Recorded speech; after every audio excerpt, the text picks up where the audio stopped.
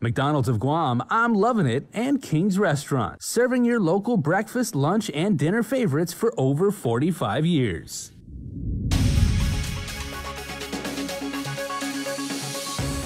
Ahead on primetime, the Attorney General weighs in on the RISE Act. Plus, several pages of sole source COVID purchases include some questionable items. And Adriana Cotero has a recap of last night's oversight hearing with lawmakers and the Guam Police Department. Hafa day and good evening. I'm Tyler Matanani.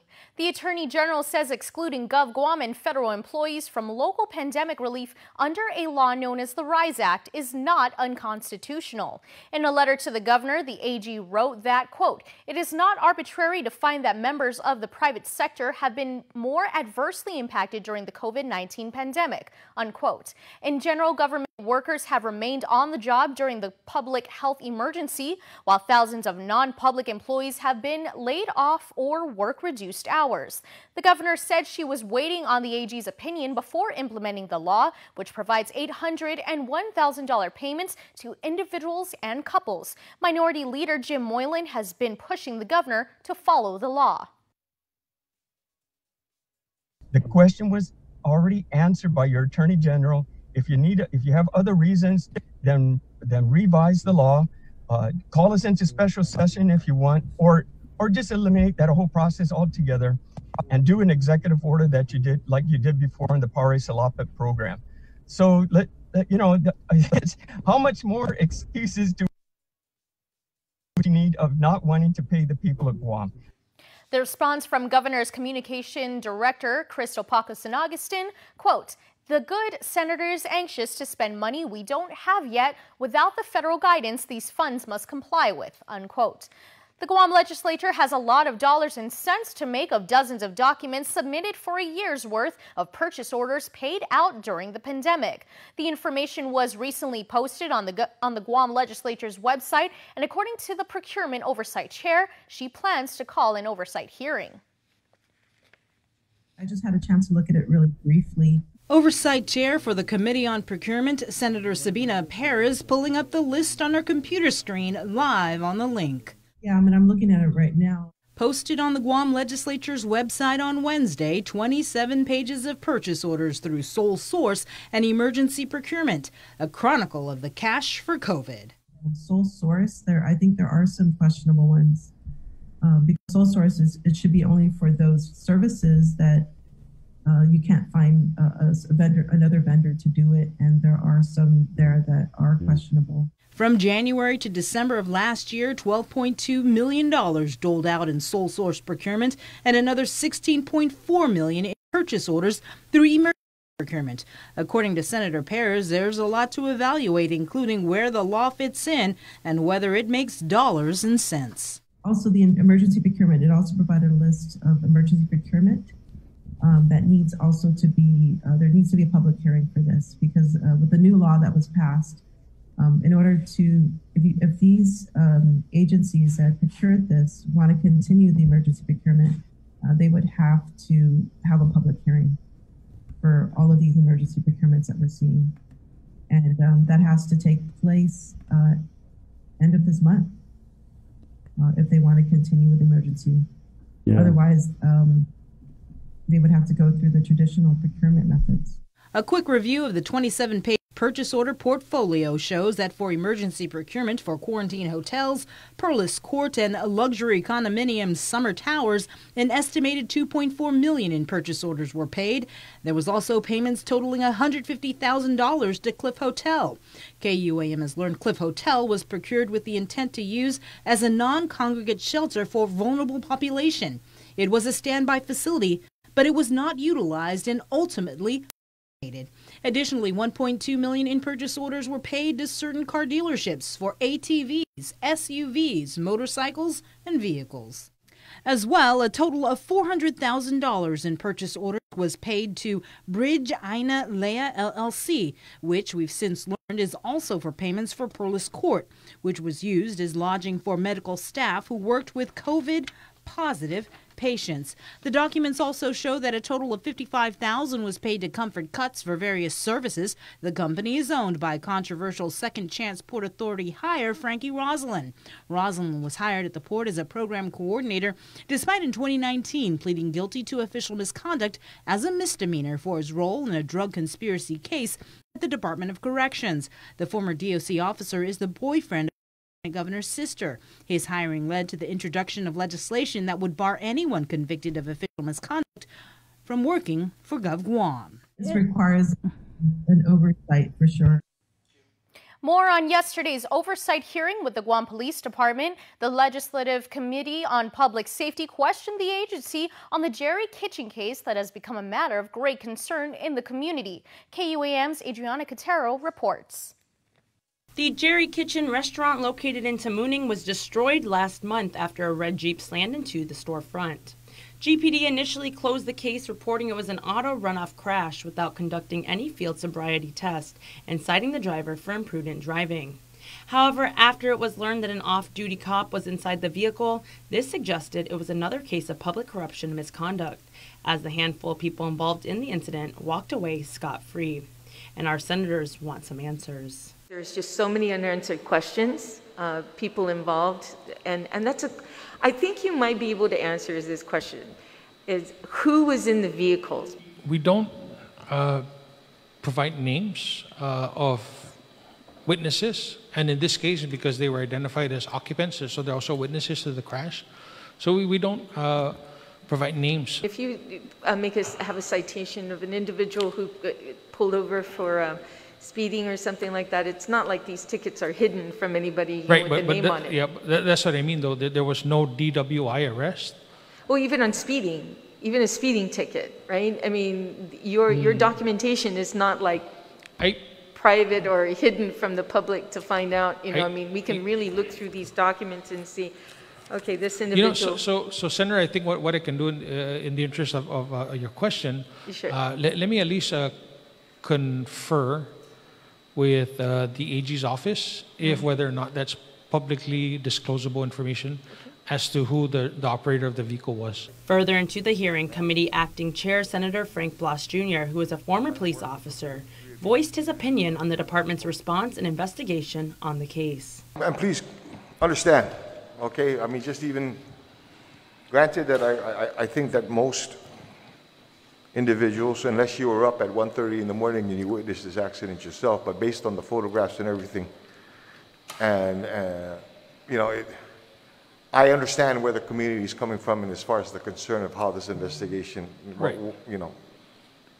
There was something didn't match with regards to the result of the preliminary investigation and what you saw in the photographs. You got a Jeep that's trying to execute a left turn from Route 1 into Route 14.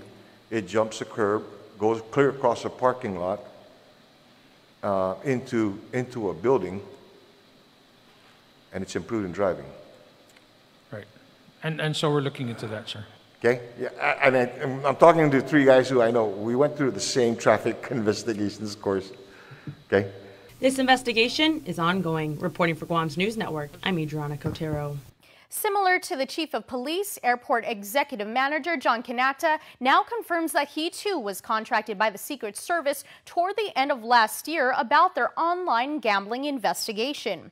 As we reported, Airport Police Officer Jericho Santos was terminated after admitting to online gambling while on duty. Kanata confirms he has completed his administrative investigation, resulting in Santos's termination and others who were issued adverse action. He would not say how many others because it is a personal matter. Administratively, we did we're done with our administrative investigation. Doesn't mean that if anything criminal comes out, that individuals that were administratively disciplined doesn't mean that they cannot be disciplined again. According to Santos's case file with the Civil Service Commission, he was turned on to the gambling app Poker Bros by a police officer. Santos started his own online gambling group of up to 250 players, including other airport officers, police officers, firefighters, Superior Court marshals, and members of the National Guard. Additionally, allegations of gambling have surfaced at the Guam Port Authority and the Port Authority. Anderson Air Force Base has identified the service member who passed away earlier this week in the fatal motorcycle crash as Staff Sergeant Will S. Gonzalez. The off-base crash occurred on March 16 along Santos Hill in Tumon. According to a release from AAFB, 36th Wing Public Affairs, Staff Sergeant Gonzalez was assigned to the 36th Security Forces Squadron. 36th Wing Commander Brigadier General Jerry Sloan states in the release, quote, "Will was an outstanding member of Team Anderson and he will be deeply missed. We expressed our deepest sympathies with Will's family and friends as we navigate through this difficult time together," unquote. The crash was recorded as the island's 4th traffic-related fatality of the year and is currently under investigation by the Guam Police Department. You have an extra month to file your income taxes. The Department of Revenue and Taxation announced today that the income tax filing due date for individuals is extended from April 15 to May 17. This follows news that the IRS is pushing back its deadline to that date. In a statement on its website, the IRS said it wants to continue to do everything possible to help taxpayers navigate the unusual circumstances related to the pandemic. Guam DRT says this is an automatic extension, so taxpayers do not need to file any additional forms. The Chamorro Land Trust Commission is dealing with a dilemma after giving a piece of property to 2 different people.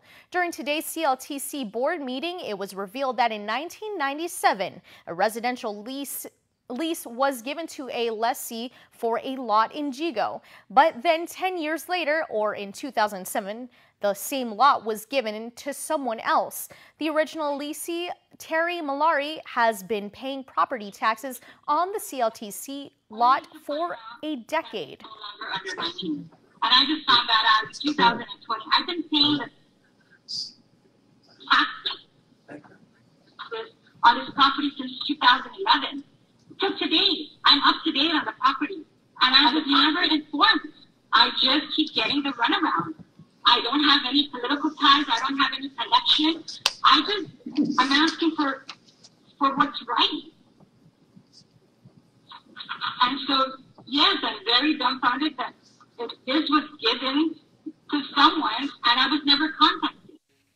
The CLTC land agent said he was working on providing another lot to the lessee who was given the same lot in 2007. The CLTC board tabled the measure until they can reach that lessee.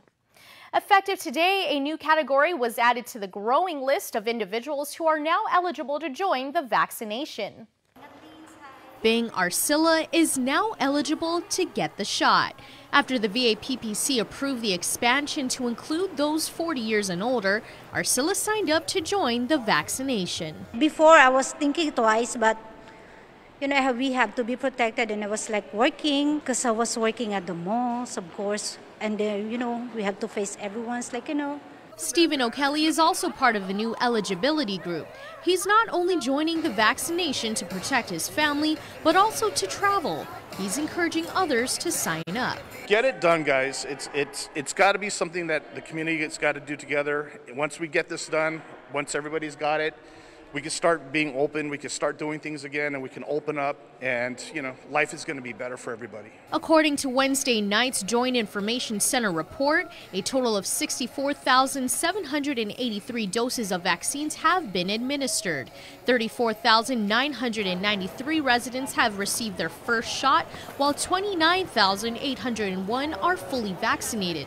As we commemorate 1 year into the COVID pandemic, O'Kelly thanks the Guam National Guard for their service. From point A to point B, I just want to let everybody know what a great job these guys are doing, serving our community and serving the public. Such a great job. These guys were excellent.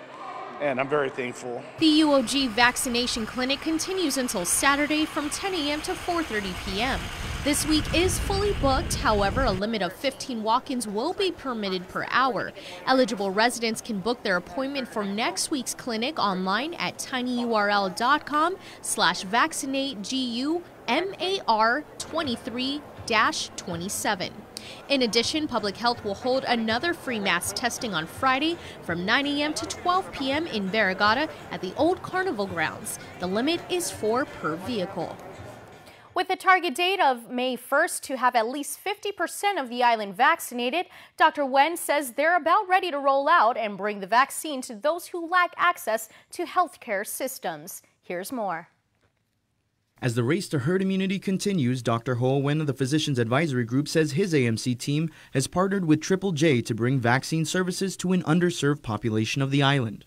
The mobile outreach program is something different. We basically use the van to go to either to some homebound vaccination, or we go out to reach to the indigent population or the high-risk population, just like the FSM community. As you know, they are the FSM community are a large part of our community that they in the workforce in different industry. They probably have the least ability to access to care, to the clinic. So we're going to bring the service to them. According to Dr. Wen, their efforts will start with getting the right information out there. We're going to work very closely with the leadership of the FSM, and before we go out there, we're going to do a lot of education, a lot of teaching before we go out there and do the vaccination. Our goal is to have at least 70% of the community, of FSM community vaccinated. So it's going to take some time, but we will get there. Reporting for Guam's News Network, I'm Peter Santos. In addition, the Ford Transit wagon donated by Triple J will be roving the island, providing not only vaccines but COVID tests as well. In a press release, Triple J CEO Robert Jones said, quote, "This is our mission and we're honored to continue the fight against COVID-19 and ensure no one is left behind." Stick around for more news here on Primetime. You're watching KUAM. The Guam Women's Chamber of Commerce presents Fanatsu Famalawan, Women Rising, on Thursday, April 8th. This virtual conference will reach you wherever you are, featuring international experts and thought leaders sharing their stories. Experience on-demand sessions, masterclasses, and conversations to inspire and empower. Register today. Fanatsu Famalawan, Inspiring Innovation, April 8th at GuamWomen'sChamber.com. Special thanks to our change agents and our other community partners. Social distancing may be the new norm, but connection will always be our tradition. Through good times and tough times, we remain connected with you. Masks may be the new fashion, but protection will always be our style. You can always count on us to protect the things that matter the most. Sanitizing may be the new routine, but caring will always be our practice.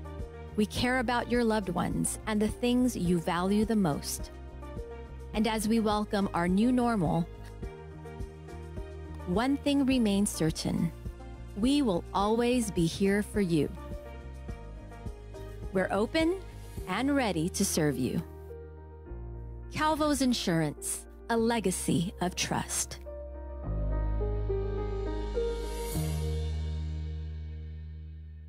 Whether you use your truck for work or play, you can count on Ram Trucks. Built to deliver today and built to deliver for many years to come. Here at Cars Plus, it is Ram Truck Month, where you can get the best deal on a new Ram 1500 starting at a new low price of $31,995.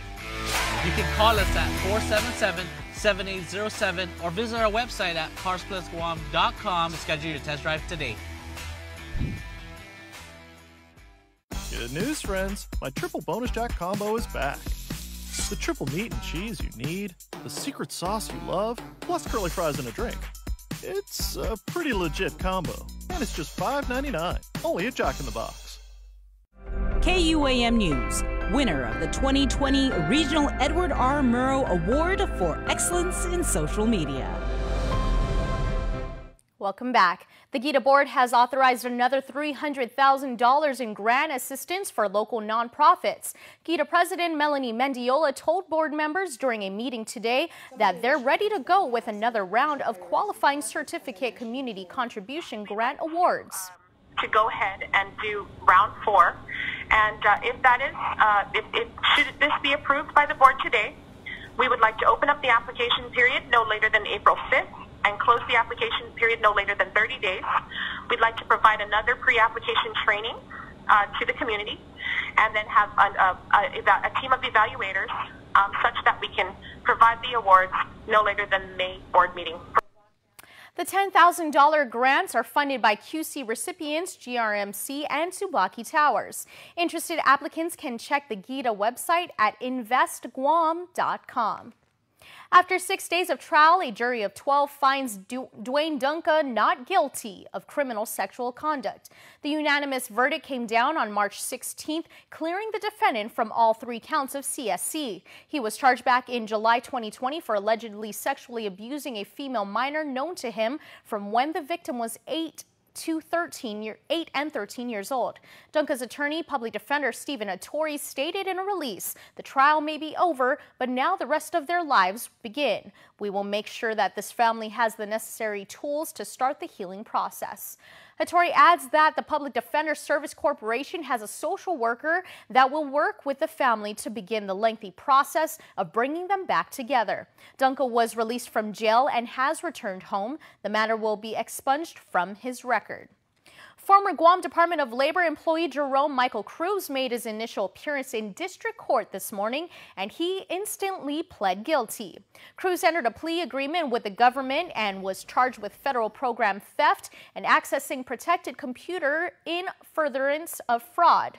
He was arrested for using his GDOL computer access to receive thousands of dollars in federal pandemic unemployment benefits, which he was not eligible. According to court documents, he pocketed over $13,000 in PUA and FPUG benefits and tried to obtain an additional $80,000. As stated in court this morning, he faces a maximum of 10 years in prison for the federal program theft count and up to 5 years behind bars for the accessing protected computer count. Additionally, a restitution amount may be imposed. Cruz is currently released on conditions. His sentencing was set for June 17th. We should note this is not the only case GDOL has forwarded to the feds. Director David De La Sola tells KUAM there are dozens of others. Consolidated Commission on Utilities member Dr. Judy Gutherds is stepping down effective today. In a letter to CCU Chairman Joey Duenas, Gutherds wrote that, quote, "Family and other unforeseen matters necessitate this action at this time." She adds that it was a pleasure to serve the island as a commissioner and praised the management and employees of GPA and GWA. Chairman Duenas has advised the Election Commission of the new vacancy, which he said the GEC will need to address. Annyeonghaseyo means hello in Korean, which was this Thursday's theme for the Guam Community College's annual buffet. But this year, they've adjusted things a bit and made it takeout so you can enjoy their culinary cuisines anywhere you'd like. Here's the savory story. If you were able to snag yourself an order last Thursday of GCC's Chef Paul Kerner's Hawaiian-inspired plate, consider yourself lucky because they sold out in 15 minutes. These guys were coming in buying 20 and 10 and 5 and so forth. Wow. So we tripled our production. Wow. So we should have enough for everybody. This Thursday's theme was Korean takeout. The GCC culinary class came together to create Korean cuisines that attracted several residents from around the island to try the two menus. Lunch featured beef bulgogi with seasoned spinach, spicy Korean-style chicken wings, vegetarian bimbap, kimchi, steamed rice, and hotek filled with pistachios drizzled with honey ginger syrup as a nice dessert to wrap up the meal. As for dinner, we'll let GCC student Katrina Aquino tell you all about that. A cucumber salad, kimchi fried rice, and we also have pork belly, and we also have marinated short ribs. For our dessert, it is a omelet bibang. It's almost like a pancake filled with cream and strawberries on top.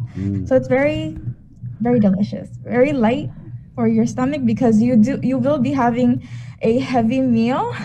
The GCC Asia Pacific Takeout is every Thursday until the end of April. However, there won't be one in the last week of March due to spring break.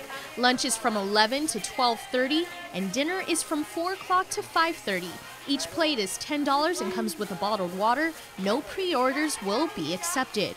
For more information on the upcoming themes, follow GCC on Instagram at Guam GCC. Coming up, Dave Delgado has a look at local sports. Keep it here. You're watching KUAM.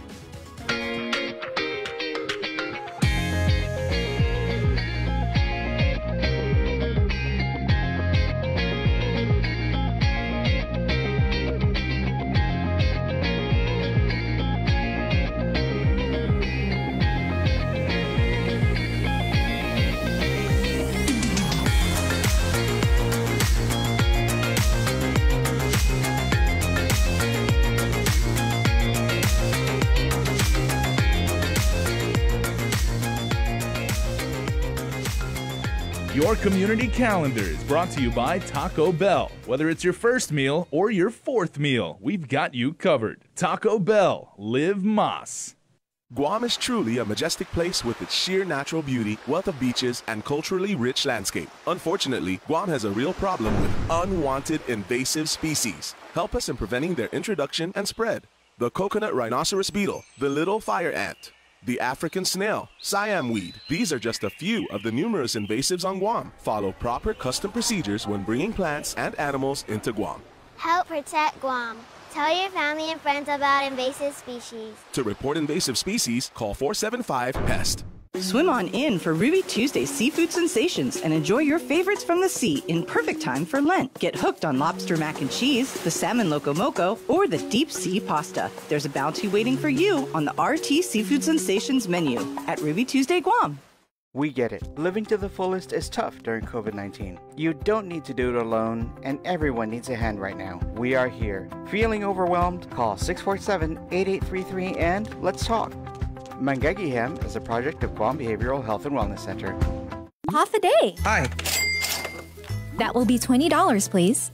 I forgot my Mobile Smiles Driver's Rewards card.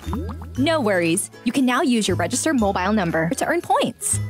Can I use my mobile number to redeem rewards? Sure. Just show us your photo ID or driver's license. That's easy.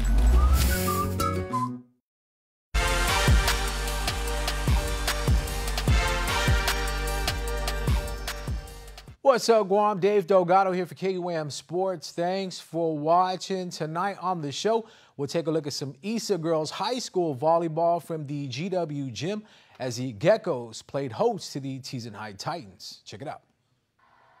The GW Geckos and Teason High Titans entered last night's game, both undefeated at 4-0.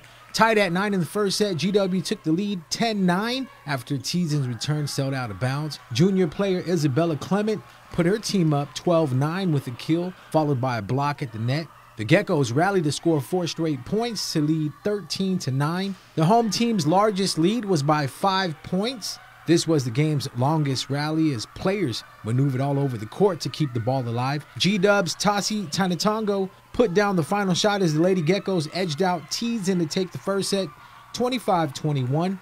Titans player Riley Guzman started the second set off with a kill to wake up the sidelines. Janae Cabrera put GW ahead with a kill of her own down the line.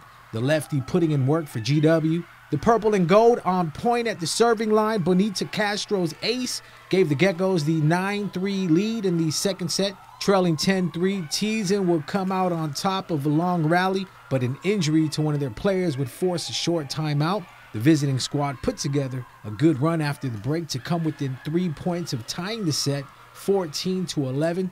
That was cut short as Joey Almaguera and Janae Cabrera helped the Geckos regain the lead 19-12. Tasi Tanatongo's ace made it 23-13. The Geckos scored 2 straight to end the set 25-13. Teason looked to bounce back in the third. Riley Guzman accounted for 4 points.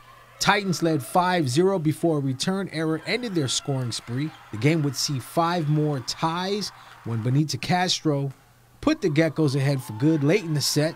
With Tina Tongo back at the serving line, GW closed out the game on a 5-1 run for the 25-19 win. With the win, the Geckos improved to 5-0 on the season. Teasen is now 4-1.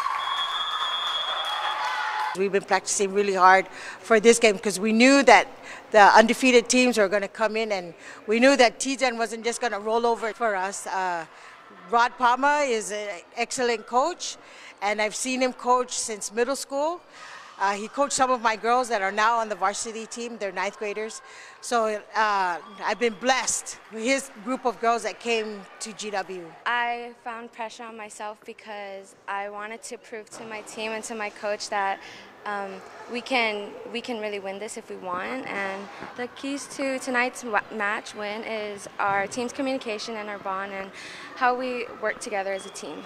We weren't thinking too much of it because if we did, we'll be too nervous.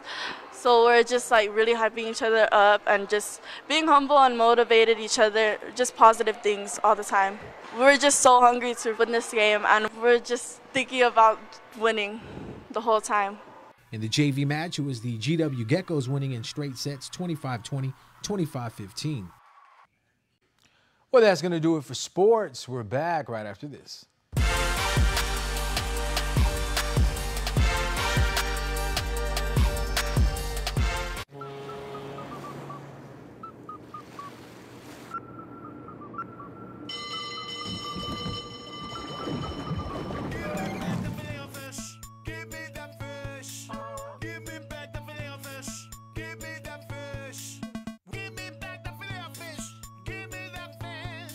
Try double filet sandwich for double the flavor. Just in time for Lent for a limited time. Served all day.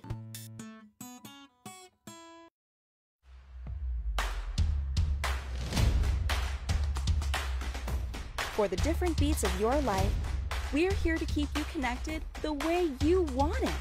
Plans made for you, by you. Build your own bundle with Link. Select the internet, entertainment, mobile, and home phone plans that fit your lifestyle. Pay for what you want, not for what you don't. Build your own bundle and save with Link. And before we close out the news tonight, our latest round of birthday shoutouts from the Cold Stone Creamery Birthday Club. Happy March 18th birthday to Joaquin Regis. Happy birthday to Kin from the Bana family. Also, Kwa'ani Mendiola. Happy 3 Princess Love, Nana, Papa, and the family. Imara J. Santiago. Happy birthday number 8 to our baby girl. You're getting love from Nina and Nino. Happy birthday number 83 to Antonia D. Netadog. Mom, Grandma, Nana. May the good Lord continue to bless you on your special day and every day of your life. With lots of love from the family, kids, grandkids, and great-grandchildren. Also, happy birthday going out to Nancy Ball Street, my wonderful and loving mom. Many blessings your way. We love you. Happy birthday to Tina Cruz. We wish you love, health, and happiness. May God bless you today and always. With love, your familia. And a happy belated birthday wish because born on March 18th was Ron Villacorta. Happy birthday to our grandson who turned 4 years old this year. Lots of love from Grandpa, Grandma, Mommy, Daddy, Sienna, Uncle Callan, Uncle Ken, Jake, Isaac, Sarah, Silver, Serena, and Chewy. Wow, what awesome names. Remember, you can be a part of the Cold Stone Creamery Birthday Club by registering online at KUAM.com. Please make sure to include with your photo your name and birth date. That's going to do it for us here on Primetime. Thanks for watching. Good night.